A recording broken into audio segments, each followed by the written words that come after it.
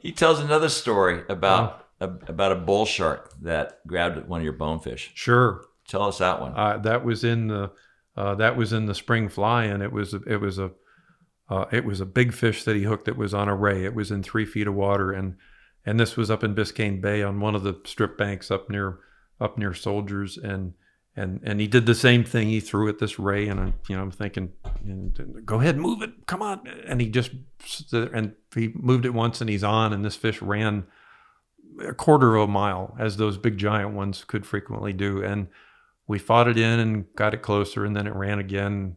You go through that circle gets smaller around the boat. Sure.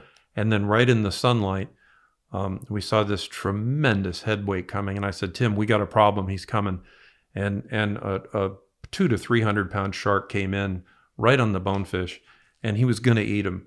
And there was nothing to do. I was up on the tower. I couldn't start the motor. I was in a place to do nothing. It was maybe 25 or 30 feet off the bow. So I just reacted, and I threw the push-pull point first, and it hit the bull shark right in the gill slits. Over Timmy's head. And actually injured the bull shark, and the shark swam to the side, and Tim said, I felt him bump it.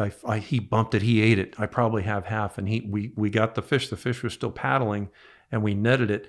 And along the sides of it, it had a ring like almost up to the gill plates, and it was a 12-pound 8-ouncer, and it helped us win that tournament. It was one of our weights that helped us win, and it had scales missing. And we put it in the tank, and it lived all day beautifully, and we got back to Lorelei and released it perfectly alive. Swam off. Yeah. So the bull shark ate the bonefish, and you threw the push-pull like a javelin.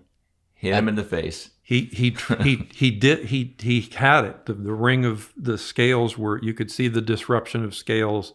And a 12-pound bonefish is, it's a pretty girthulous animal. And yeah, he did. We saw the whole thing happen right at our feet, and my heart just sank.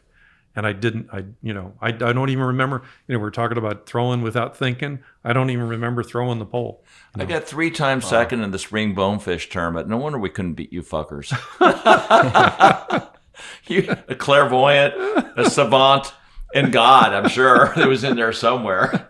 Thank God it happened that way. Yeah. I mean, this is a crazy ass story. It's true. That stuff's all pretty true.